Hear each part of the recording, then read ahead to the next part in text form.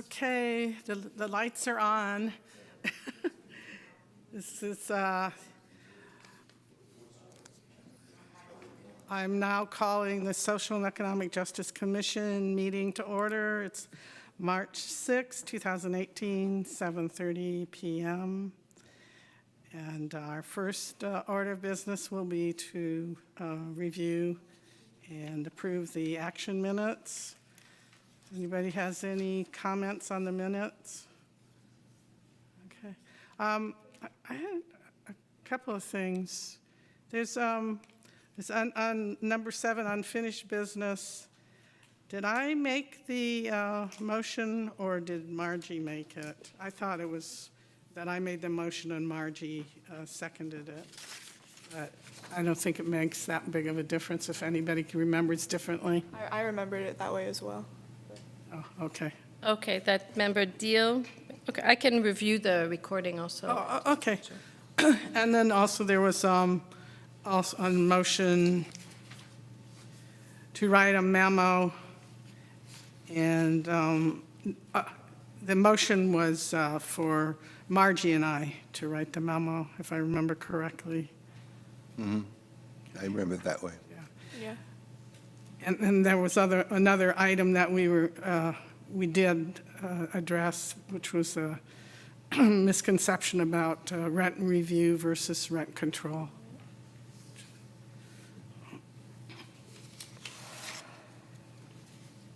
What was the last item?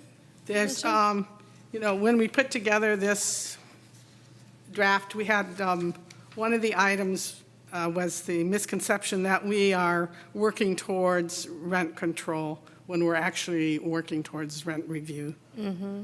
Was that part of the motion? Yeah. I think it wasn't, if you want to check on that too, that Sure. I'm fine.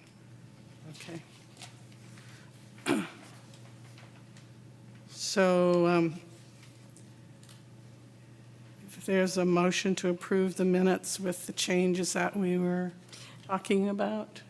And while you're at it, making changes, if you could just correct the spelling of my name. Thank you. I move to approve the minutes with the stated changes from last meeting. Second. All those in favor? Aye. Okay. All those against?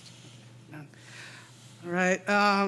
Now is the time for public comment. If there's anybody that has anything that they wanted to talk about that's not on our agenda for this evening, so please be sure if you want to talk that it's not on the agenda. Anybody? Okay. All right. Do we have any announcements? Does anybody have any announcements? I have an announcement on March 24th. There will be several marches across the country and globally to support the students at Parkland High School. I believe it was Parkland? Oh, no, it was Yeah, Yeah, Stoneman Douglas. in Parkland, yeah. And to support safety in schools. There's going to be one in San Francisco at City Hall at 1 o'clock on March 24th. There's also going to be one or maybe two in Oakland. I saw the listing says one's at the Frank Ogawa Plaza and the other one's at Lake Merritt. And I think usually it starts at Frank Ogawa and people march to Lake Merritt or vice versa. But you can check it online. That's supposed to start at 10 o'clock. So that's March 24th, 10 o'clock in Oakland, 1 o'clock in San Francisco. Is there anybody else that has any announcements? Okay. Isabel, did you have anything? No, I don't have any else. Okay. So we don't have any presentations. We have a lot of unfinished business. So our first item for unfinished business is to talk about the rent review memo that we outlined at our meeting last time. and you all should have the copy of that. And if you've had a chance to look at it, could you please let me or Margie know now if you have any comments, anything that you want to change or add to it, or? Yeah, I had a couple of things. So first, on the last paragraph of the first kind of section, the paragraph that starts with, in the same staff report, staff states on page 4. In the middle, I was confused about, there's a sentence that says, it would depend on how strong the protections were, whether they would be included or not, if and when and from whom these directions regarding a separate ordinance came. Yeah, that's a sort of dangling sentence. Oh, yeah. I Is see that supposed to be one Okay. sentence, or is that a separate idea? No, that's, when I was going over that, I must have deleted part of it. Okay, so So the commission would like to know. So, okay, so that's, okay. and then just one other kind of clarification on the third bullet, the topic of which is what should be the trigger for rent review. It's clearly stated that there was no consensus, and that's kind of the thesis of this. But so keeping in mind that there probably won't ever be a consensus on either end, are we just merely suggesting that they reevaluate that, or are we, like, what are we specifically suggesting them to do with that? Because I don't think there's ever going to be a consensus between tenants and landlords on. Okay, well, I guess then to clarify that, we don't want people to go into the task force discussions assuming that we've already arrived at this Okay. 10% trigger. So to clarify that. Okay, so just to kind of take a step back and, Yeah. right, okay. That's all I had. Anybody else? I have a question that's maybe more general than this specific, the document we're reviewing right now. So I'll ask it, and then if you think it should be tabled for a different part of the discussion, Okay. let me know. So I know that it's come up in some other jurisdictions, the issue of if anytime you discuss a certain percentage increase per year, if a landlord opts not to increase it that year, do they get to bank that increase so that they can not raise the rent for 5 years and then raise it 50% or 49%? I haven't seen that in any of the existing Yeah, plans. I've seen it, actually. have? Yes, I have. I think that would be up for discussion. The landlords might consider that a protection that they really want. And so I think and I mean housing providers, I'm sorry.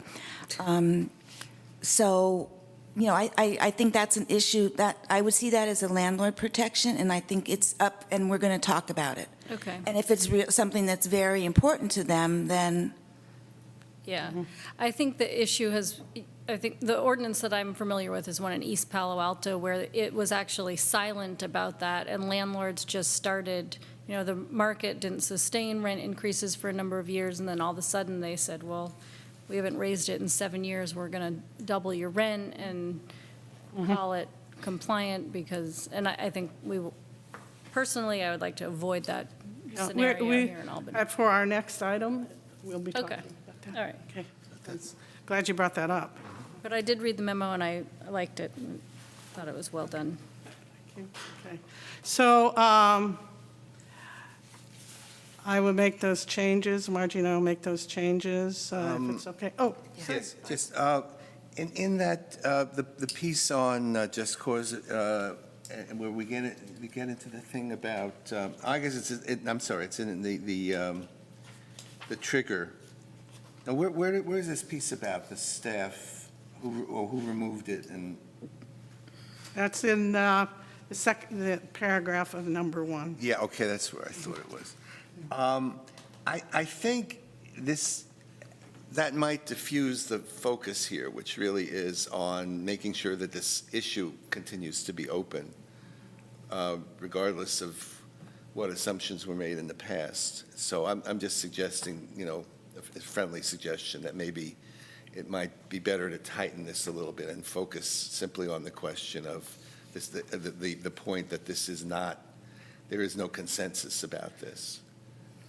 And that if, that it should be included, that's been the position of the committee. So what would you suggest? Well, I can give you some language if you want later, but, Probably better if you do it now so we can finish it up, agree to finish it up. okay. I think it's the piece about if and when and from whom these directions regarding a separate ordinance came. I don't know that having that in there helps your case particularly, which is not where the suggestions came from, but the fact that there is no agreement, and there was no agreement. So what, we just say?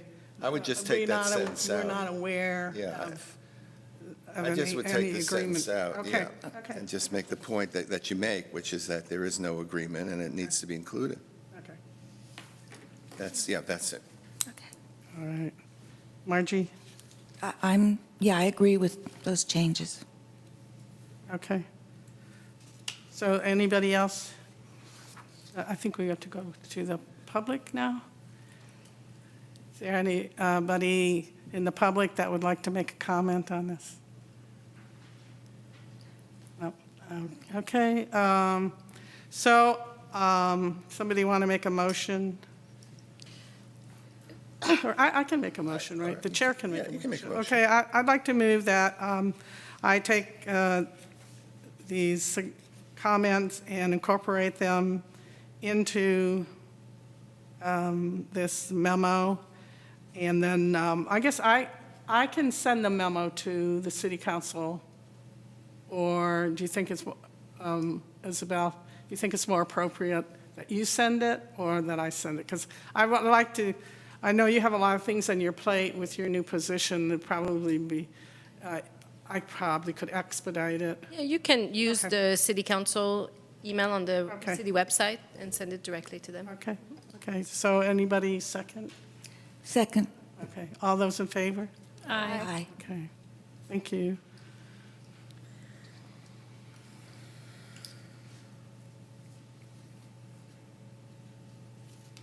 Okay, so our next item on the agenda is to talk about what elements we want to have discussed at the task force meetings regarding the rent review ordinance. And Margie put together a list for us. And they're stuck together. There's enough for the public, so let me take 3 copies. Okay.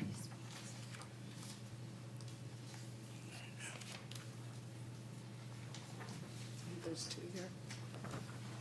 Is it okay, Isabel, that you. I pass this out to the public? Sure. This was not included in the packet? Okay. Do you- Margie, do you have one for me? Yes, did you pass one to Isabel? Do you have another? Oh, yeah, sorry.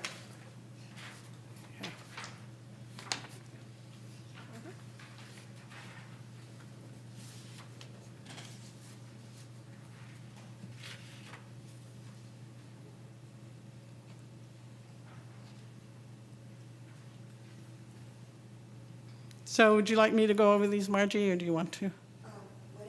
Okay, well, yeah, I'll go over them, and then please ask questions, or if you have another item like you had suggested, we'll add that to it.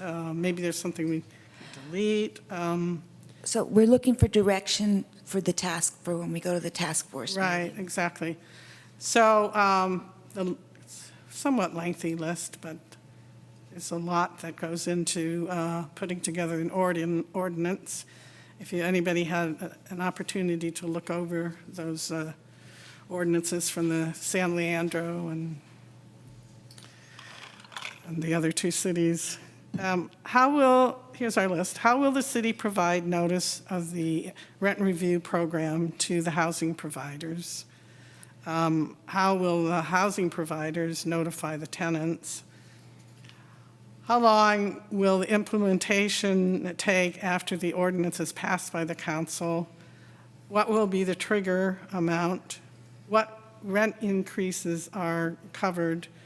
We saw in some ordinances that only the base rent is covered, and it wouldn't include, like if utilities are included in your rent, it wouldn't include that.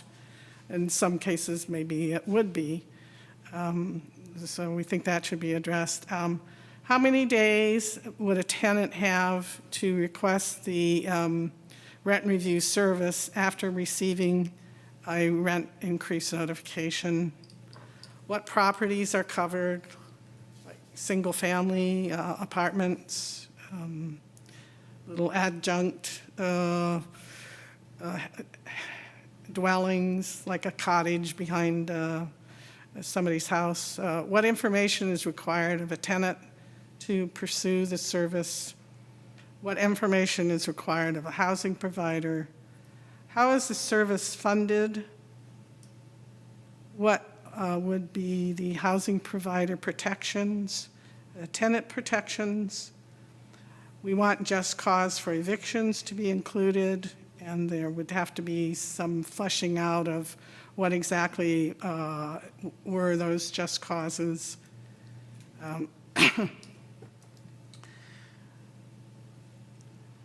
But that's a question for discussion, right? Not a, I mean, you're saying you want that item to be on the agenda.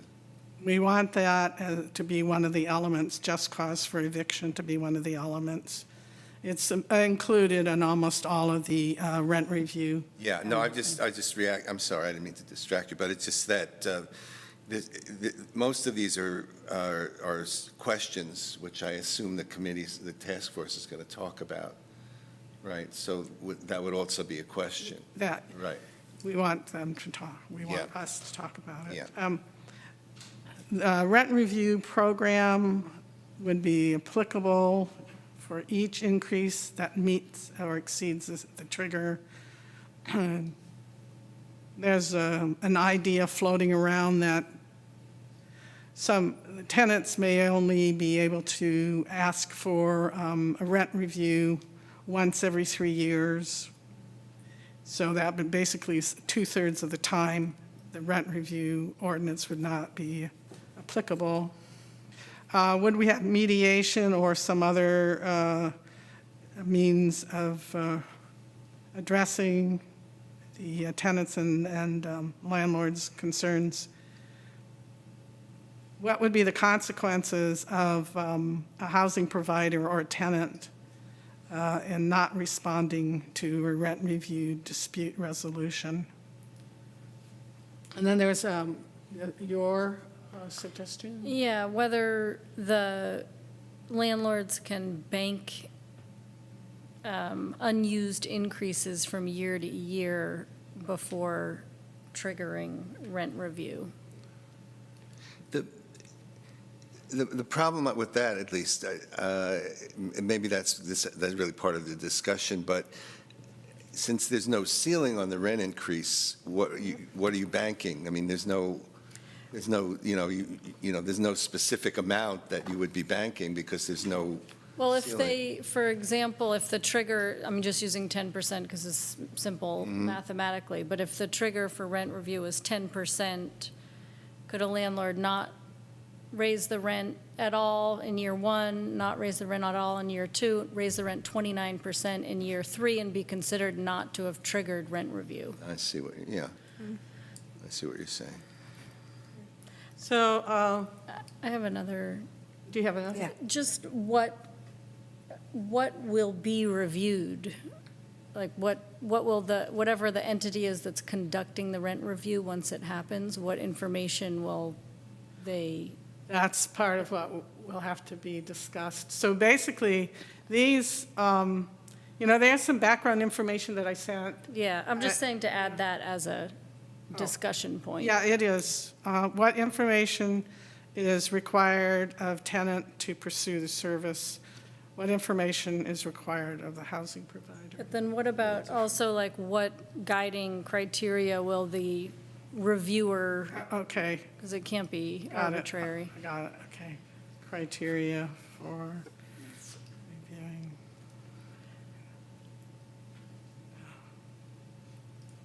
Maybe this is included in mediation, but maybe just explicitly putting in something about, like, specifically what administrative body, whether that's an outside agency like ECHO or a city-administered body, in terms of oversight for the process. Well, I think we would like some feedback from you. I mean, I think the housing providers were leaning toward mediation. Right. I mean, not that means, but, and I think Kathy and I were talking about that might be the best way to get a profession, you know, people have confidence in a professional mediator. Right. And that they would get a better hearing than if it was like a panel of citizens. So if you could give us some feedback on that, how you guys feel about that. So whether we should be saying we want to go in and have mediation or a citizen group or, Yeah, looking at the, included in the packet, the rent review subcommittee recommendations, under the part that talked about an administrative body, in the comments section, it says at the end, the cost for Los Gatos was something per year, and there's no number there, so I was confused. As which one are you looking at? the rent review subcommittee recommendations, it's like The table. at the table, under the first row, there isn't a number there. It's just, Yeah. And signs. yeah, it's They just put those ands. tables together quite a while ago. so. Okay. This one right here? Yes. This one. In the, one In right the here. first comment box, there's just and signs. I was confused as to what the Oh, I cost see, was. okay.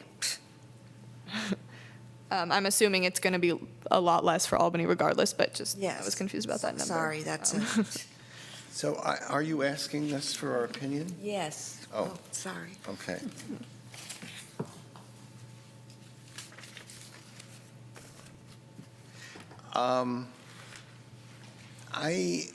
I can see an argument on both sides of this, both from the cost point of view and also from the perception of fairness.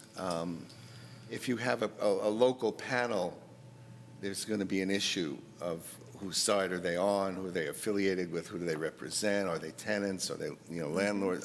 It seems to me that a professional organization might be less suspect in terms of a decision and more acceptable to everyone. And I think more sustainable. I mean, in terms of commissions, for example, people come and people go, and then it would seem to me a significant learning process needed to be able to do this. So I kind of lean in that direction, although, I can see the point for another way of coming at it, but it just seems cleaner to me.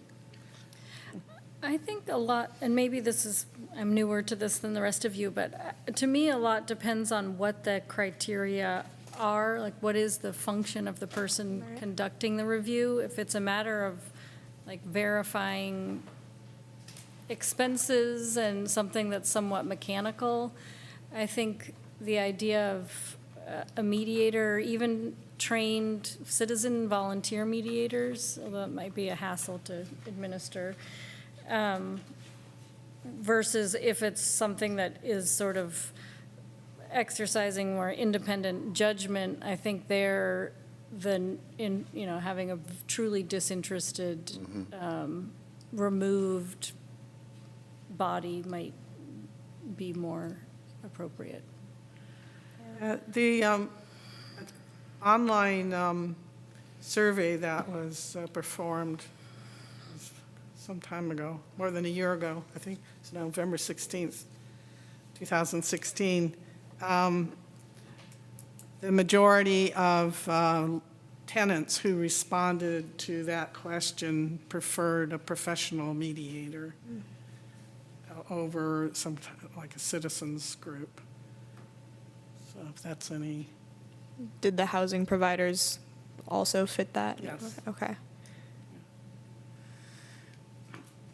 and in this rent review subcommittee recommendations, there is a list of decision criteria that we have put together. Financial hardship, frequency, amount and presence or absence of prior rent increases, landlord's cost of operation, including cost of repairs or maintenance, increases or decreases in housing services, landlord's intent in earning a just and reasonable rate of return.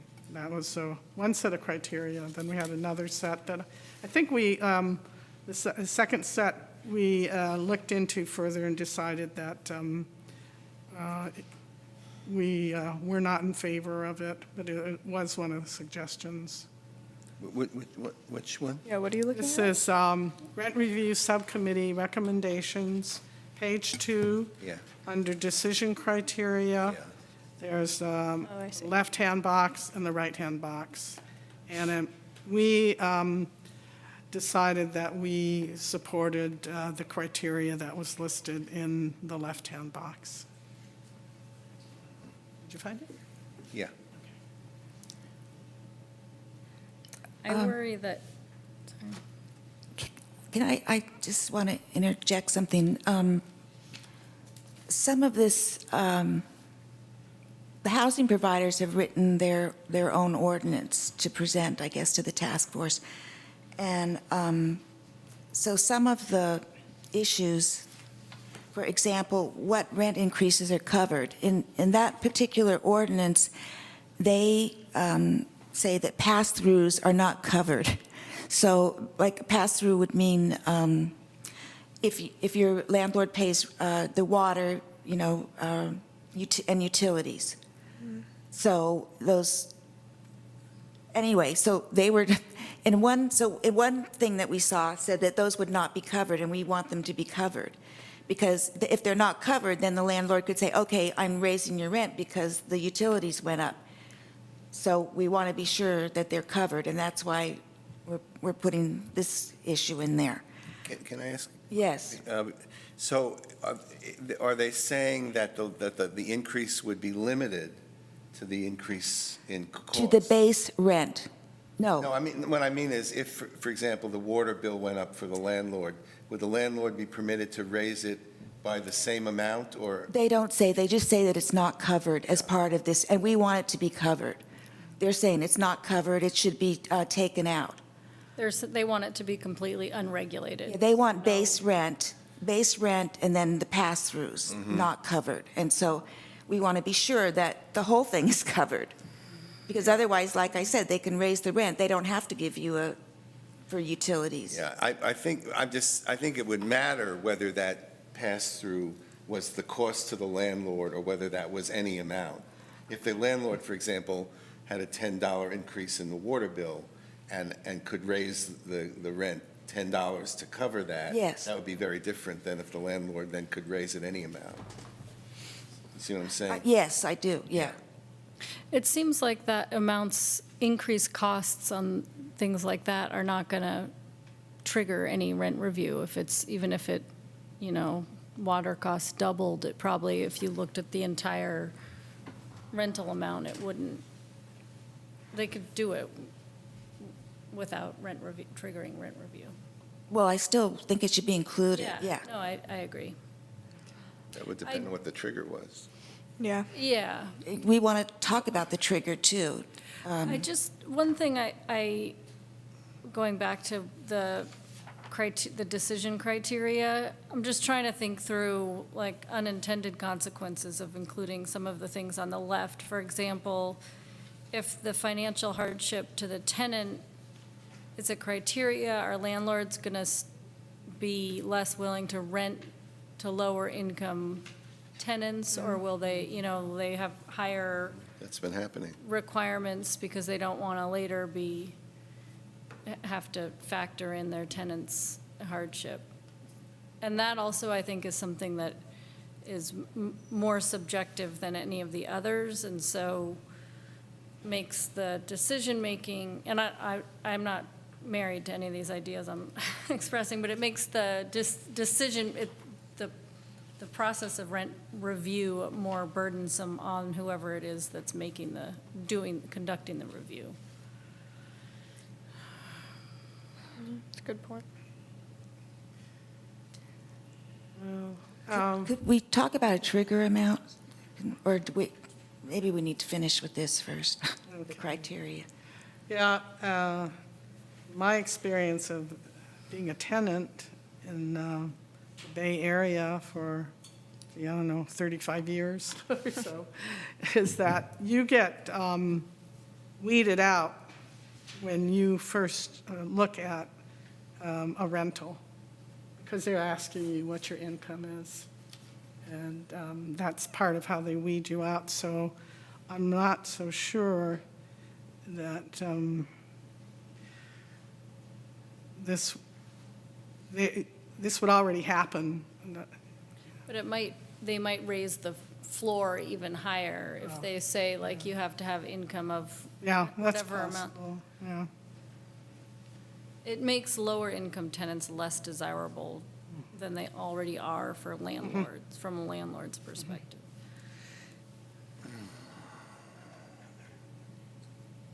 Well, I think that's something to ponder.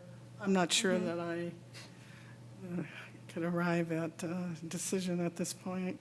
But I definitely think we need to have decision criteria Yeah. as part of, as one of the elements. Yeah, I added. Another one that we meant to put on the list was to, and it's on one of these tables, is to have a yearly assessment or there's a timely periodic assessment of how effective the rent review process is. So that if it's not really making a difference, then it might need to be amended. So, Is there currently any registration process for landlords with the city? Yes, there is. So the city, in theory, has contact information for every Yes. rental, What landlords? rent And provider. their rental units, yeah. Yes.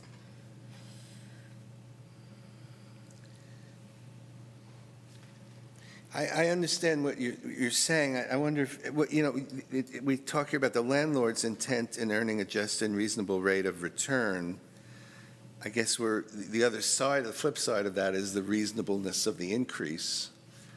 Maybe that's a way of saying it that, that's a little bit more neutral and wouldn't necessarily evoke that kind of reaction. so instead of financial hardship to tenant and reasonable rate of return, it's the reasonableness of, Of the proposed increase. When is there a first task force meeting scheduled? What is the date 15th. of this month? Yes. Okay. At 5, is it going to be here? Okay. And I think I asked this last time, is it just one meeting? There's a second meeting scheduled also in case there's a need for it. So the task force has been asked to hold both dates. The second meeting is the following Tuesday, I think on the 20th, same time. But they're both before our next meeting. Yes. Since we're talking yes. about that, is the process going to be that you're going to be bringing in a proposed ordinance? The process still needs to be defined, but it is going to be a meeting that's open to the public. So if you are welcome to attend Yeah. the meeting also. But I think, initially, my understanding was when the council talked about it, that the staff would be bringing an ordinance to that group for discussion. It's going to be a draft ordinance with blanks Right. probably, and then some, pulling out some of the elements that need to be talked through. So under that, you might want to consider whether under those circumstances, it's reasonable for everybody else to bring their own proposed ordinance, rather than to discuss the one that the city is proposing. It sounds like the cities is more like just placeholders, like no substance. Template. It's going to be more of a template. Yeah. And we'll Then have a with copy. some suggestions, but it's going to be a template, and then for Okay. discussion. So, and we'll get copies of that in advance. Yes. Mm-hmm. Yeah. So we can all fill in our own blanks. So how will a notification be given for the task force? How will the public be notified? The meeting will be noticed, and it as any public meeting, Online, you mean? online and on at city facilities. Yeah. Okay. And how about for the landlords? The same? Okay. The one thing that concerns me is what we've seen in a number of meetings is that the landlords have a good established communication network. So we've seen landlords turn out, but we haven't seen tenants turn out. But this is a meeting of the task force, so. Right, but if it's open to the public. Yes, but the then- public will be able to provide comments at the beginning of the meeting, but it is a meeting of the task force where the public is invited to attend, but probably not provide comments throughout the meeting, because then the meeting's going to be very I'm not- yeah, I'm long. not And it's meant suggesting to that, be I'm a simply- task force yeah. meeting. Yeah, I So just it want is- to make sure that everybody who's got an interest would know. Yeah, it will be noticed the same way any of our public meetings Well, at this point. we would really appreciate it if we could get a flyer like we have in the past to distribute. I think it's going to be a notice, a simple notice, the same way we usually do our Sure. meeting notice. So exactly, yeah, exactly like that. Just something we can print out to distribute, okay? So I can talk to you later about when that would be. It's going to be available. posted on the city website, so you're more than Oh, okay, welcome so it's something to that will be print it printed and- off? Okay, Yes. okay. When will the notice go out? Probably on Friday. Okay. So Friday, what is Friday? It'll give us 2 weeks, Friday the The 10th? 9th. or 1 week, I guess, if it's on the 15th. It's Friday the 10th? No, I think it's the 9th. Okay. Okay, yeah. We're required to post public meetings 72 hours ahead of time. Okay. Could we go back to talk about, because I'd really like some more direction. Like, in one area is on the trigger.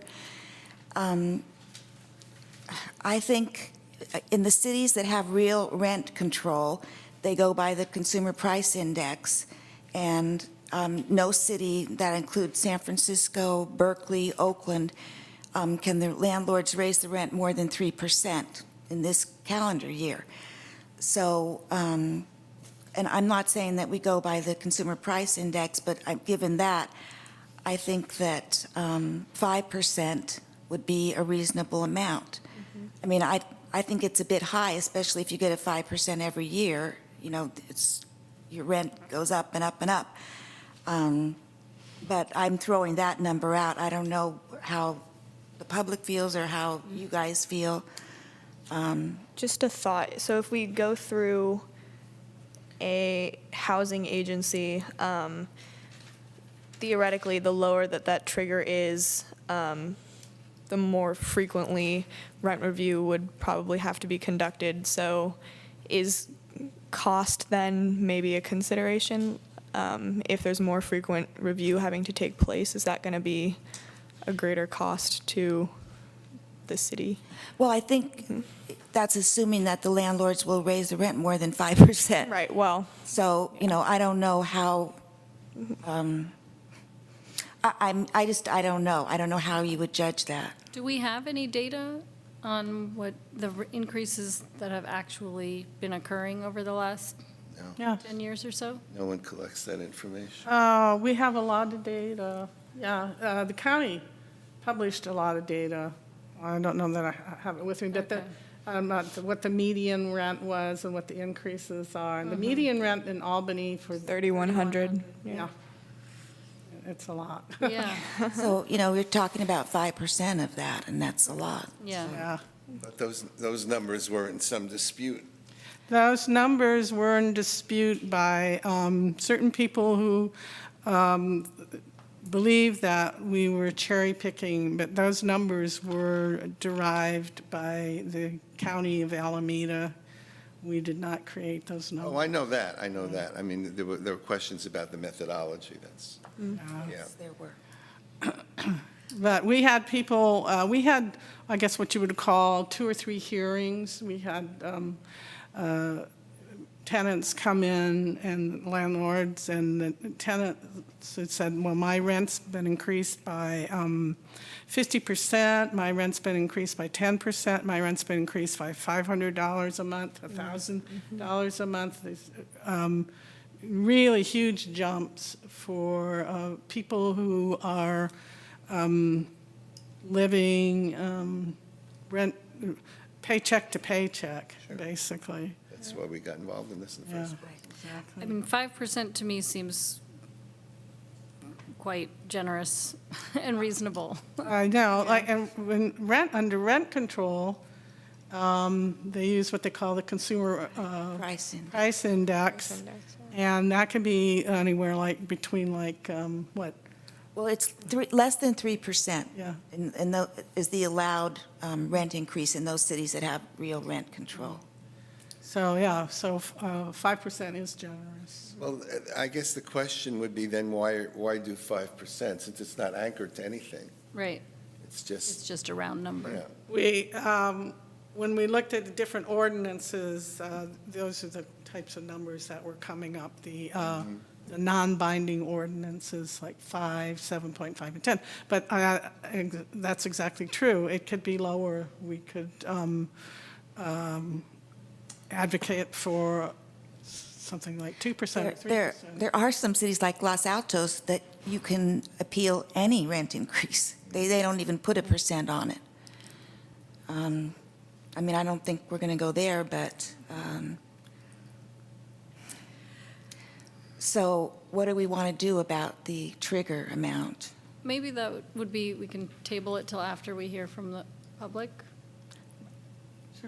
Yeah.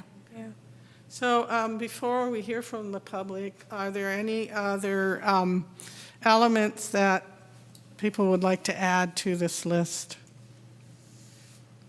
I really just have a couple, it sounds like, or they're either comments on ones we already have, like mediation. Seems like people are leaning towards mediation, and that we would evaluate, have an evaluation periodically to see how effective the ordinance is. And then there's a question about landlords banking. We'd need to address that. And criteria for reviewing material to decide the outcome of the rent review. So there's basically 3 new ones, and then it's leaning towards mediation. I do have another one. Well, I don't know, it fits into the 6th bullet point down. You said how many days for a tenant to request the service after receiving an increased notification, but also how much notice does a housing provider have to give to the tenant before? Well, Increasing the legally, rent. if it's It's less law, than yeah. 10%, it's 30 days. If it's more than 10%, they have to give a 60-day notice. So We that's were- already in the law. Okay, so we wouldn't be State law. adding anything. Were we going to encourage the 90-day notice, not as a binding time frame, but just as an encouragement? Because I saw it in the table. We could. Okay. Yeah, I think. In terms of binding versus non-binding, one of the elements in your questions that's not represented here is whether the mediation, whether people are required to participate in the mediation, whether it's binding or not. Well, required to participate and then required to follow the outcome. Well, Right, they- that's here in terms of binding, whether the mediation is binding or non-binding. But then there's also a question of what if somebody simply says, I don't want to participate? Okay. That's so- one of the yeah. criteria. Yeah. Second to the last, consequences for not responding to rent review dispute resolution for Right. a housing provider. Right. Because some of the ordinances that we looked at, if a housing provider did not respond to a call for rent review mediation, then their request for an increase in rent became nullified. And if a tenant didn't come to a meeting that they had requested, then they couldn't pursue it further. But they were not penalized for years in advance, for years afterwards, which. So like one of the proposals put out was that if the tenant did not show up, they could not utilize the service for 5 years. Oh, wow. That's, It's a little extreme. yeah, that's a little intense. The thing I wonder is if under Costa-Hawkins, this rent review couldn't be binding for buildings that aren't covered, could you require somebody to participate in mediation, given that those buildings are not covered by the rental ordinance? You see what I mean? Probably need to look, and probably have to have a legal. Well, I've looked in opinion on other that. cities, and like Alameda does require, so, and they have the same, part of it is the non-Costa-Hawkins is non-binding and the, Yeah, you know, whatever. So, yeah, I think it is, you are able to require that they attend a. Yeah, you know, Costa-Hawkins only applies to rent control. right, Well, that's on the ballot coming up though in November. yeah. I do think it would make sense to have a legal opinion on any kind of overstepping what the state law permits on any of this. There might be things Yeah, we're not even. our lawyer, the city lawyer is going to be reviewing it. Yes. So are there any other elements people would like to have added, or can we go to the public now? Go to the public. Go to the public. Okay. Alan?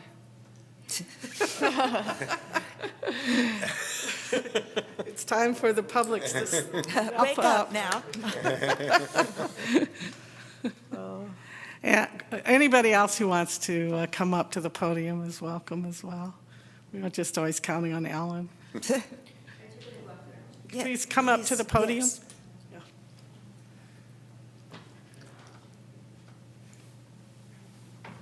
Am I able to ask questions? Yeah, I've we not can been- answer after everybody in the public is done, though. Okay. I'm just curious, when you're talking about landlords or a list of landlords, I know on our particular block, I expect there are probably people renting out facilities that are not landlords or not on this list. Is that part of this discussion at all? Is it some, Okay, let's finish with the public, and then I'll get, and my other question is whether or not there's been any discussion about the regulation or how it affects housing for Airbnb or similar sites, which probably has nothing to do with what you're talking about, but I'll throw that question out anyway. Interesting. Thank you. anybody else from the public like to speak?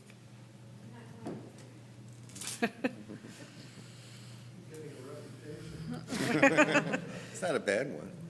We have to fill in for you, is that what you're saying? I just had a couple comments. One is that I'd like to see it kept like down to 2 to 3%. I think that the kind of, whatever it is, putting it forward that's in that chart, explaining what would happen if it was just 5% and how it rapidly becomes this huge amount of rent, I think is a really excellent point, and I appreciate that whoever put that in, it was put in. So I would like to see it kept low for the trigger. I think it should always be triggered. It shouldn't be left random. And then I also wanted to say to Kathy that I really appreciate you asking about how notice will get out to the public, because my experience is that even though the city says that they've noticed the public actually doesn't ever know. And so getting out flyers, putting them up at the library, even standing on Solano and handing them out, whatever, getting them into all the stores. I think it's really important for people to understand that the city really wants to hear from them, because people don't really know that. So I appreciate you asking that question, and I'd be happy to help distribute flyers if you'd like me to help. Thank you. Okay, you with the dog? No. No. Diverse Housing Working Group? Oh, yes. Okay, okay. All right. So come to the microphone. Anybody else?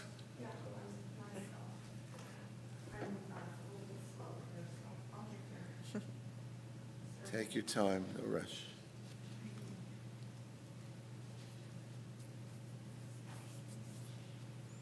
Okay, my name is Leah Burrell.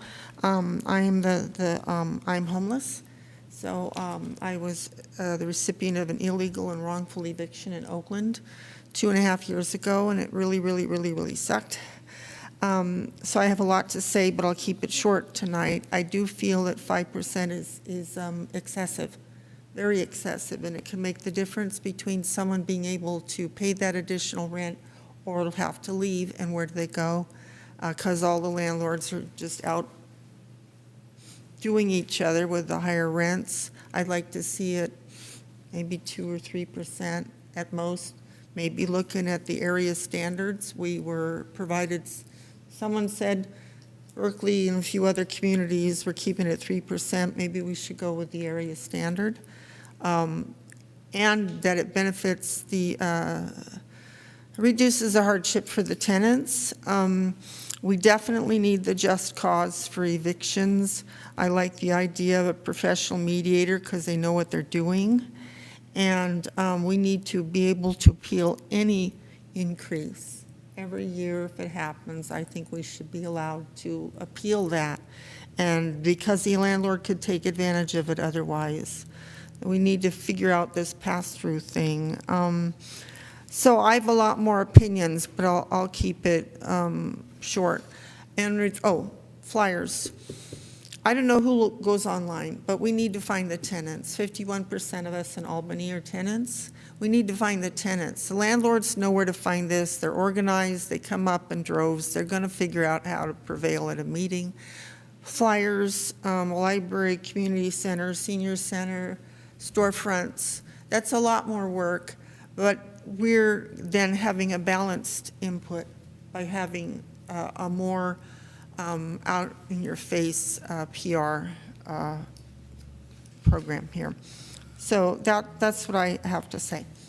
Thank you. Okay. Anybody else from the public? Okay, let's bring it back to the commission. And there was this question about illegal housing being covered. And I guess at this point, it's not going to be, Illegal, No, but you there mean is. the Airbnb? single family is what I thought you were talking about. Oh, I think he was saying sort of under the radar Yeah. rental Yeah. units and people. Unregistered renting. Well, if it's a homeowner renting space in their home, or if the home is being rented, I don't know if those rentals would be registered, would they? they're supposed to They're be. not technically, No, any dwelling who is. so if you being rent rented- your house, you register as a landlord. I believe There's over 800 registered in Albany, landlord. They don't live here, but they have property here. So I think a good number of the single-family homes are included in that. But the ones that are illegal, are under the radar, are unlikely to be registered because that's by definition But it- under the radar. But there is a law that I believe is going to go into effect. It's a state law that will make more of these underground housing units legal, so that, if I know when my daughter was living in a house and the landlord was renting out the garage, Yeah. but she was paying their PG&E, and that's how we figured out what was going on. So they're definitely, we're under the radar.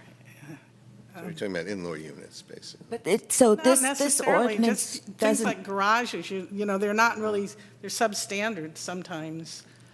okay, but it doesn't cover Airbnb, this No, ordinance. no. So it's just, Yeah. yeah. And it's not going to cover housing that's under the radar at the time. It wouldn't exempt that housing, just those people would be skirting the law, just like they're skirting the requirement that they register. And I think maybe encouraging the city to enforce the regulations. It would, because if somebody, appealed their rent, it would become clear that they were renting. Right, yeah. So, yeah. Yeah, but I don't know when that change is going to take place, so that more of this type of housing can be above the radar, but it's coming, so. And then, at that point, it would be covered, I'm assuming. Well, I think, just to clarify, everything that can legally be covered that doesn't conflict with state law would be covered by this. Whether people are doing things to stay outside of the, stay in the dark is a different matter. But we're not exempting, for example, if somebody's renting out their entire home, or if somebody's renting out a separate, I don't know how it's Building. defined, but a separate dwelling on their property, or, if they live in a duplex and rent out half of it, they're not exempted from, we're not proposing that they be exempted. And I think most of them are registered, just talking to the landlords in town. So I heard a pretty strong support for 2 to 3%. Yeah. I wanted to go back to that, and Dumont, I'm sorry, go ahead, I didn't mean to cut you off. No, go ahead. I was going to say, I like the notion of it being the CPI rather than a fixed Yeah. percentage,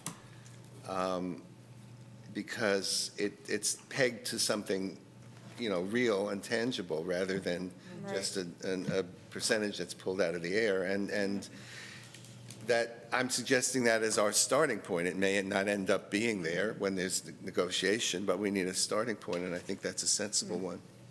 Yeah. So in most of these ordinance, it's 70% of what the CPI is. I mean, that's how it's worded. That's how they determine the amount of what's allowed as an increase. That's for rent control ordinances. Yes. Yeah, I want to second that because I think what we've seen in the past, however many years, 10 or so years even, that rent in general is so dynamic. I think that having a fixed percentage, like Bart said, could ultimately be detrimental.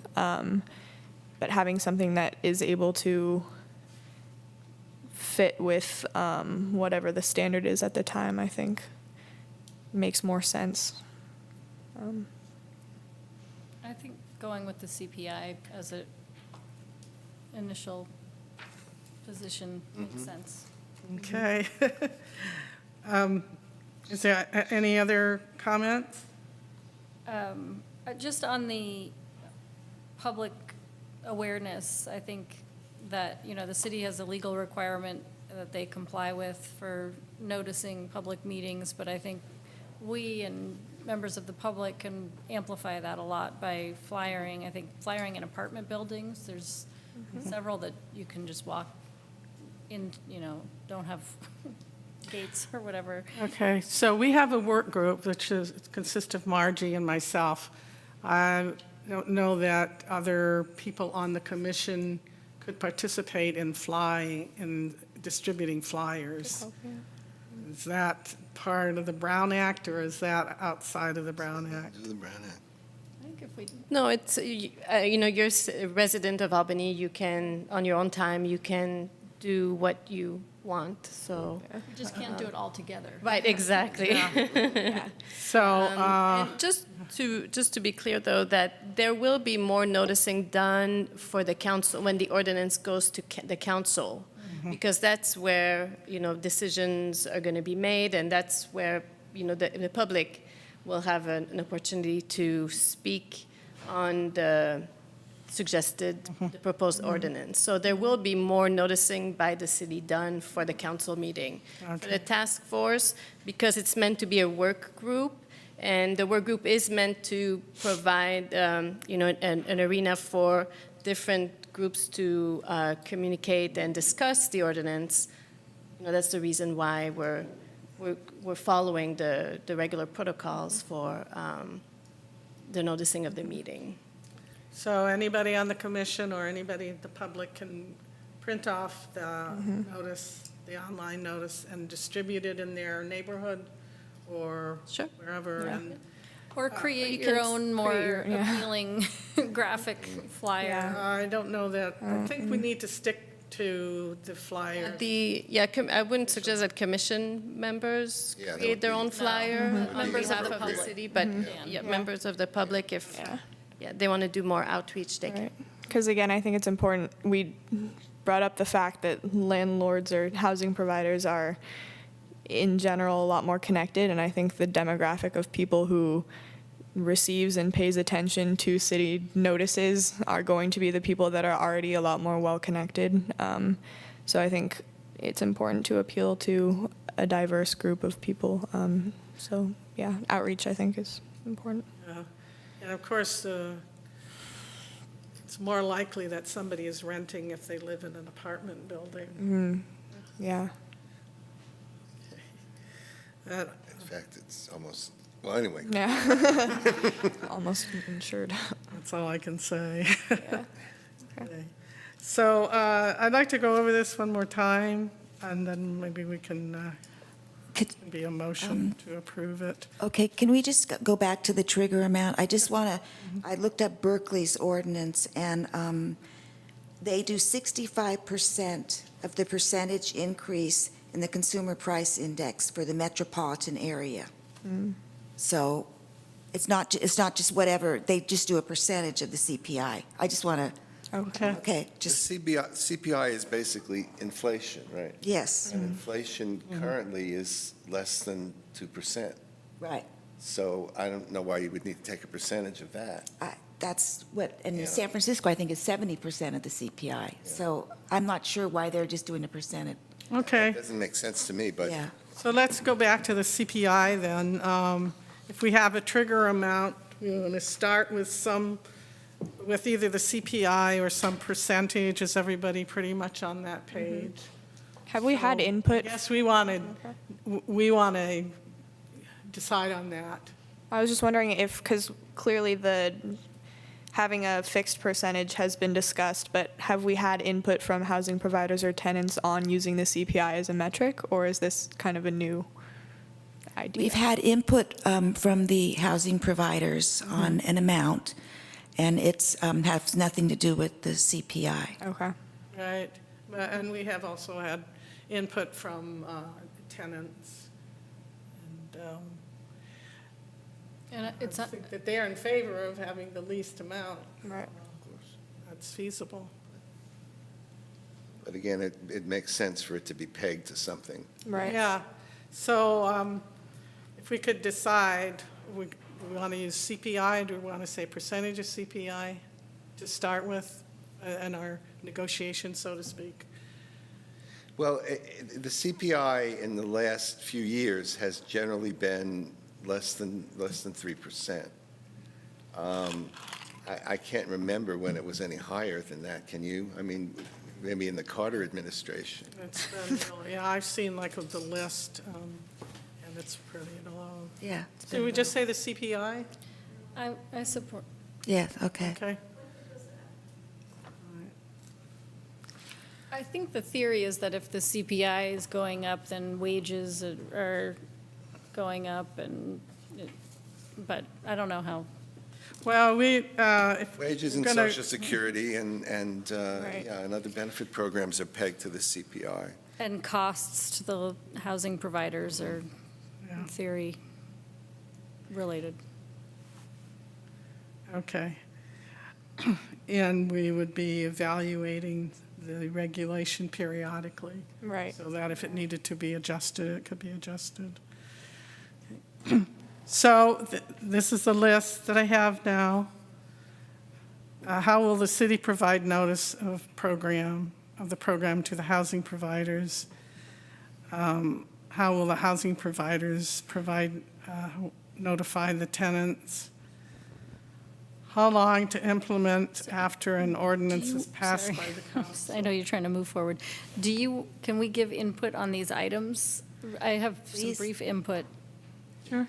So it sounds like the city has a list, a mailing list that they could use, cost allowing, to provide notice to each of the housing providers. And then the ordinance could include a requirement that housing providers notify their tenant when it's initially passed, and then include a paragraph in any lease agreement that provides notification to the tenants. Yeah, that's Yeah. basically what they have in the ordinances. Yeah, it's pretty straightforward, that part of it, hopefully. Okay. New tenants, they have to tell when they rent, and they also have to inform Okay. a tenant, if they raise the rent, they have to inform an old tenant of that, of the rent review program. Okay. Anything else? No. Okay. How long to implement after an ordinance is passed by the council? The trigger amount, and we decided we would start with the CPI. What rent increases are covered, base rent and any pass-through? How many days for a tenant to request the service after receiving rent increase notification? What properties are covered? What information is required of a tenant to pursue the service? What information is required of a housing provider? How is the service funded? Talk about housing provider protections, tenant protections, just cause for eviction, and the specific elements that go into that. Rent review applicable for each increase that meets or exceeds the trigger. So there wouldn't be a limit on the number for any specific period of time. Mediation versus citizen task force, and there's definitely a leaning towards mediation. Consequences for not responding to a rent review dispute resolution for the housing provider, for the tenant. Can landlords bank an unused increase from year to year? What is the criteria for reviewing material to decide the outcome of the rent review process? And a periodic evaluation of the process to determine if it's effective and needs to be revised. So, does anybody want to make a motion to use this as our list of critical elements? I move. Second. All those in favor? Aye. Aye. All those opposed? Okay. So should we type this up for you, Isabel, and get it to you? Or did you? Sure. Okay. Yeah. This will be most probably included as part of what will be sent out to the task force. Okay. So we'll get it to you soon. Okay, thank you. Okay. Let's see. Find my, And thank you for putting this together. It's very comprehensive. And well, Margie and I. We did it together. Okay, our next item on the agenda is the final report of the Community Resource Center pilot project. And Art's up. Full swing. Have you all had a chance to look at this report? 'Cause I don't want to repeat what's here, but there's a little document you may not have had a chance to look at yet, because we just worked on it today, actually, and I apologize if there are any typos in it. I've already found one, but it was kind of a last-minute idea that we should have a recommendation. So as you know, the Resource Center closed in 5 months because of the departure of the director, not because there was any problem or anything wrong with it or any sense that it wasn't useful. And we talked last time about a plan to continue, and we talked at that point about a plan that would have people placed in the senior center. I understand that's been somewhat difficult. The senior center is a busy place. Also, subsequently, we had the opportunity to meet with Berkeley mental health people, and the message was pretty clear that if it became a senior program, that would be a significant deviation from what they originally approved, and that they would not feel that they could continue that. Did we look into the annex anymore? That's where we're going. Okay. Yeah, so, so we were thinking about alternative locations. If you have a chance to look at the little recommendation here, basically, it seemed to me that 54 people in 5 months was a significant number of people being assisted. That clearly, and some of those were assisted at the drop-in times, and some of those were assisted outside of the drop-in times. It seemed to me that the existence of a person in the city whose role is to coordinate resources and to connect people to resources that they need is clearly justified and important, and it seems to make a difference. Exactly how that gets delivered, there are a variety of things that people were talking about as a result of the pilot. Allison was saying, for example, that having some time to do more outreach to locations around the city where people in need are likely to be found, as opposed to waiting for those people to come to her, that would have been an important piece to have in place. The recommendations here are based on sort of what we have seen in 5 months. And what I'm proposing here is that, one, these are on the back of this little report, that we employ an at least 50% time human service resource coordinator to be available to Albany residents in need by phone, internet, and in-person consultation, and also be available to other staff who may encounter persons in need of assistance. So a person who's part of the city as regular staff, who's available for people in need, who's doing outreach, and who's available for in-person consultation. That a space be designated, and we're suggesting the annex, which has lots to recommend it. It's adjacent to the senior center, it's close to the shower program, it's close to Solano and San Pablo. And rather than continuing to rent the church, which is an expense, if we want this to be a permanent program, I think we need to make it reasonable for the city to deliver it, and this is the city's space. So it simply be a matter of the current director has already had an office in the annex, so there's a space for that. It would be a question of making space available at other times for drop-in, et cetera, whatever, whatever seems to be the most useful way of making this available. And it seemed to us, Isabel and I, based on what Isabel was saying, that was feasible. It is used sometimes. It's used by youth in the late afternoon, I believe, right? And for some senior programs. Yeah, so senior classes during the day and after-school program for teens. But it would be possible to schedule around that. So would that be in place of or in addition to what we talked about before in terms of like mobile services kind of moving around to different In addition locations? to. Okay. It would be like a regular home base, and then, but the 50% person could, some hours of their week be spent Right. roving around. different Exactly, locations. yeah. Okay. Yeah.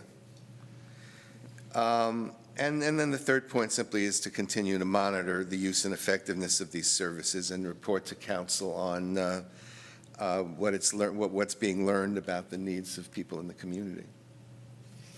So that's the recommendation. Great. So they'd just be there one day, is what you're saying?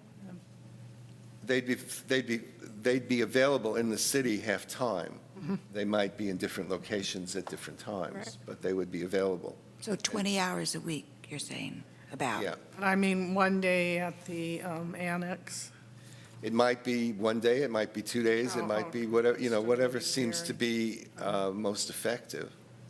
And working around the other annex programs. That's right, working around the other annex programs. And what's important here, I think, is we're moving from a pilot to a permanent program. Right. So we have to we have to give that person some discretion. I think that, the pilot, as it was set up, really demonstrated that there is need, and there's a need for a locus for that. And maybe the locus can be a combination of a person and a place. So clearly, we want to keep the momentum that we had going. So when is this going to be presented to council? Pretty soon, yes. Next. March 19th. Okay. Do we need to be there physically in person? Yes, well, I will include the commission's recommendation as part of the staff report, but it would be a good idea to have some members of the commission at the meeting to be able to speak or answer questions. Do we need to have a motion on this? Yeah. Okay. Does anybody have any questions or comments for Bart?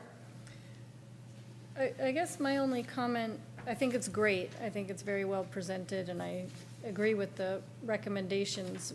I was just a little surprised, I don't know why, but to see that a large number of the people served were Albany residents. I think, I had the preconception that it was people kind of passing through from other areas, finding this resource. And I think that's something the council might be especially interested to hear. And I'm just read this very quickly. It might be in here, but maybe that can be something that if one of us can be at the meeting, can make a point that. We can add And the that. council has received this report also, the final Okay. report. Yeah, but it Emphasize might be a that. good idea to add a sentence Right. about that to this, just to highlight that reality.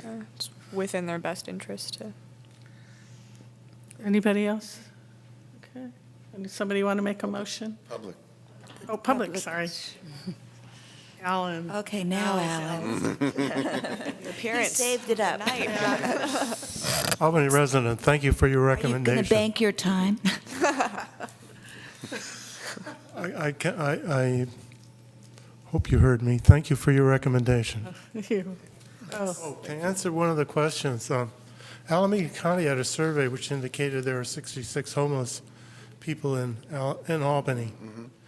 I would say with the showers program and the resource center, we've probably seen at least half of those. And also keep in mind that we're not just seeing Albany residents at these places. It's a very transient population, so Berkeley's serving some of our homeless, and we're serving some of theirs, and I think El Cerrito's involved as well. So, again, thank you for your recommendation.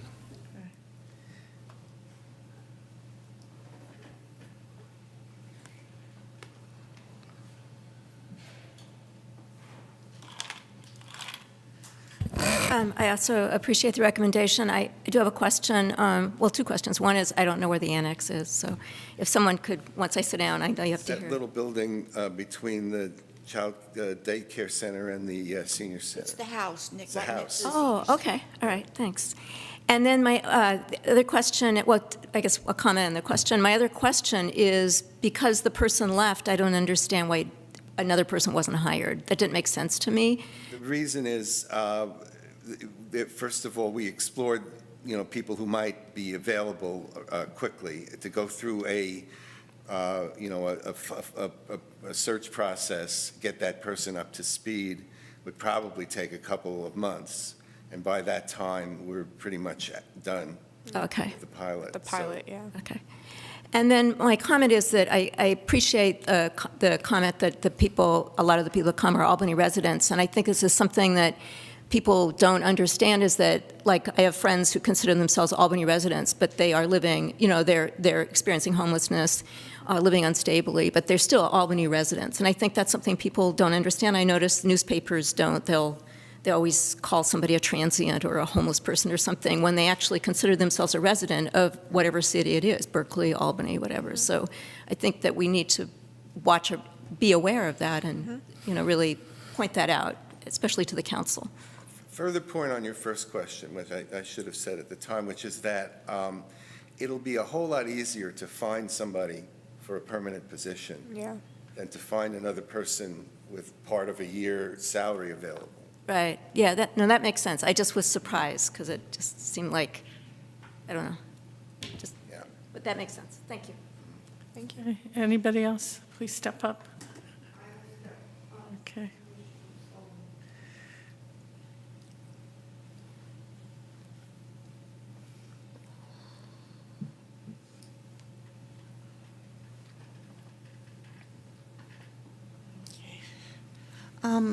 As a homeless person that presented at the aforementioned center back in September, October, I walked in the door and asked for services, and all these wonderful volunteers, many of which are in this room right now, all lunged at me and said, "We're here to help."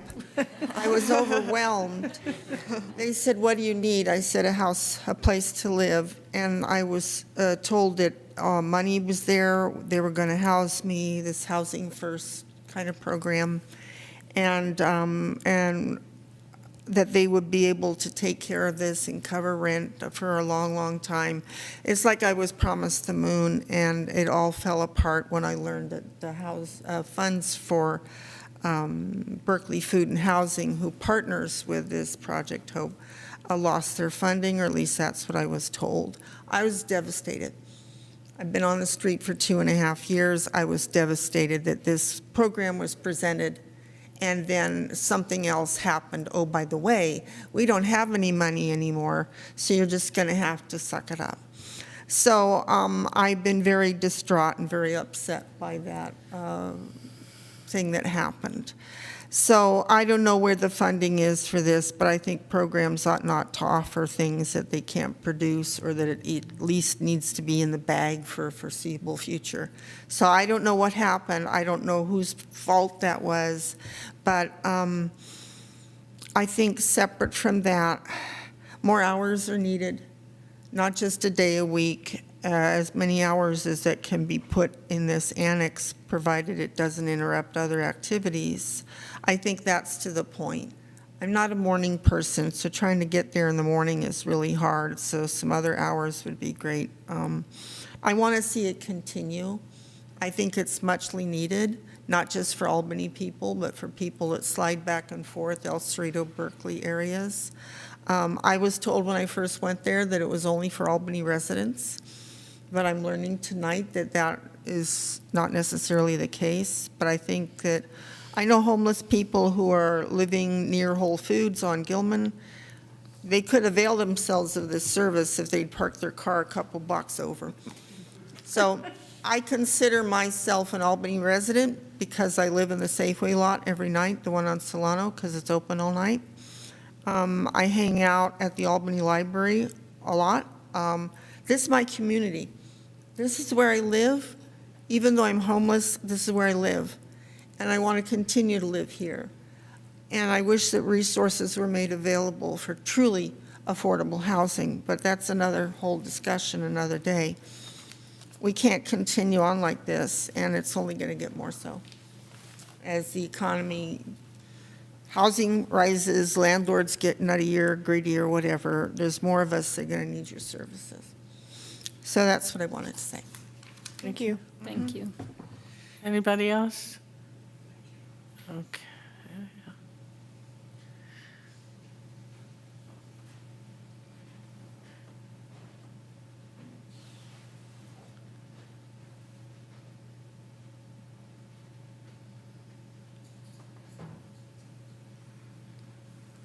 I'm Jim Aycock, Albany resident. I've been a volunteer at the center since it started in September. And mostly I want to say I like the recommendations. I think it's important to continue it. I like the annex as a possible location. Being in the senior center it's nice, the community that's there. I appreciate the graciousness of the people who've opened their space to us, but I do feel like we're sort of, tiptoeing around a little bit because we have to respect that it's already an existing enterprise. I think it's important to have a professional in the long term. I feel, I'm trying to grasp this maze of services and agencies that are trying to provide services, but I'm also very aware the most difficult part of being in this program is that the resources are limited. For instance, a woman called, she was desperate for a place to stay that night. I couldn't even guarantee her that if we referred her to one of the shelters that there would be space for her. And people come and want affordable housing, and we say, well, there's a 2-year waiting list for most of these affordable housing situations. So a lot of times it's a matter of what do we do? And I think the funding that we've gotten and trying to figure out how to use it for affordable housing in Albany, it's important to push forward that as well. Thank you. Thank you. Thank you. Anyone else on the public?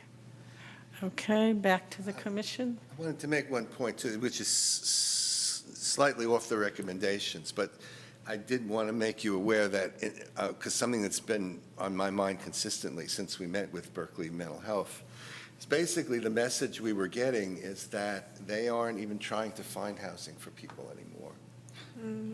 That they'll provide services for homeless people, but their view is there is no housing. In fact, the transitional housing that exists is full because there's nowhere for people to transition to. I just find it very depressing when the public agencies tell you that they actually can't do their job anymore. And I think we just all need to be aware of that. Any change foresee for the future? Well, I think that the notion that at least we do our part in terms of building some affordable housing in Albany, yeah. And there's activity going on in various communities, but the numbers, are not anywhere near what's needed. All right, yeah. Does anybody else on the commission have any comments? Feedback from the public? Okay, so did you want to make a proposal that we? Yeah, so I move that we accept these recommendations on the Albany Community Resource and report them to the council. Second. All those in favor? Aye. Aye. All those against? No. Okay. Our next item is 7-4, inclusivity.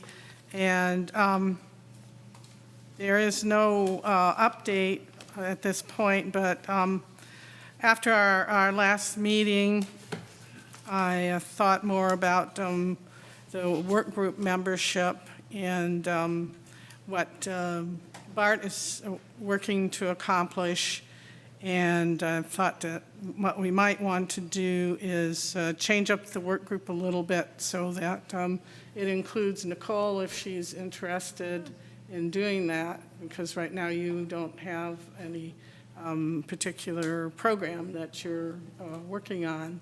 So I'm not sure, I guess I have to make a motion or. So essentially, I would step off Yeah. and Nicole would step off. Bart I was- am fine without a work group. You're okay? Yeah, but I appreciate your sentiment. Do we have a date for the stakeholder meeting? I know it was going to be this month, but Right, no, I don't know. Okay. Isabel, we might want to, we- Work on That was that. the next step, yeah. yeah. So where are we in terms? Do you want to stay on it, though? I'm willing to if Nicole doesn't want to step on. I'm fine either way. Right now, I would stretch my schedule a bit to add something Yeah, like Okay. this. But I do appreciate the I'm a gesture. little stretched myself at the moment. I'm sure we all are. Well, let's leave it to the chair.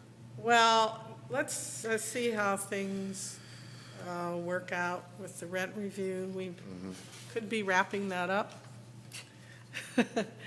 And Then we'd have more available then time. revisit. Yeah, okay. Okay, so is there any new business Well, in the meantime, let me reinforce yeah. then what Tara was saying. I think when we met with the social worker from Brooklyn Barbara, Mental Health, yeah. Barbara, the next step was going to be a meeting with the key informants and the staff. Stakeholders and, yeah.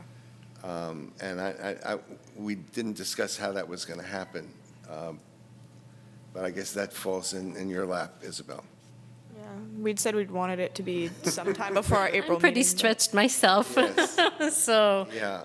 I think that if the subcommittee wants to interview different stakeholders, that you can go ahead and make those The notion was calls to have and, to have a meeting, Yeah, well, I think we which can. Barbara said she'd facilitate. right. We It's wanted just it to a be matter of sometime in March, identifying but, Who should Right. come and picking a time and place. Yeah, well, let's discuss further. yeah. Okay. We look at the schedule and Right.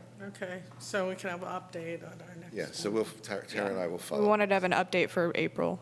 Okay, Well, it's probably not going to happen in March at this Okay, point because well- I'm filled with other meetings. Maybe later then, And, but so it's okay. gonna. Well, we it's can gonna have some, to we be can have delayed some at kind of update, but, to a later date. so Yeah. probably If in, you're counting on me to do anything on this, it's going to have to probably be in delayed. April more like it, meeting, yeah. okay. Okay. All right, we'll figure this We out. can talk, yeah. Okay, so there's no new business, so what would people like to have on the agenda for next meeting?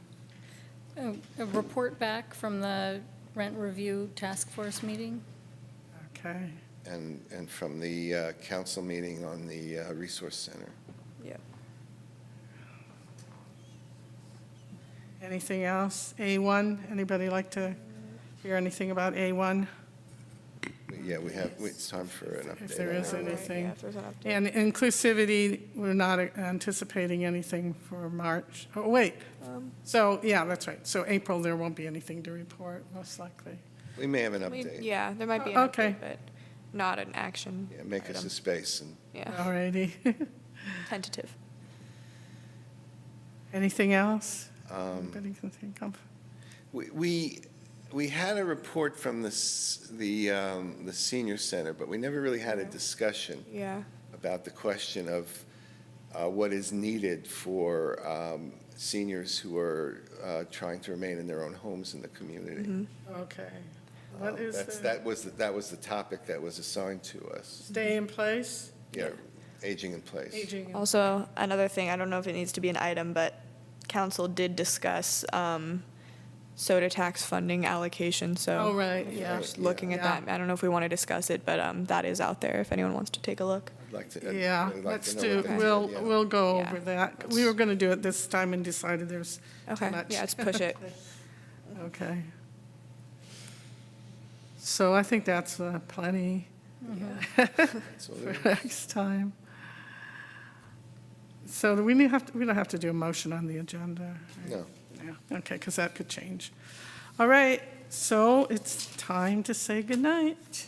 We are now adjourned. All right. Thank you.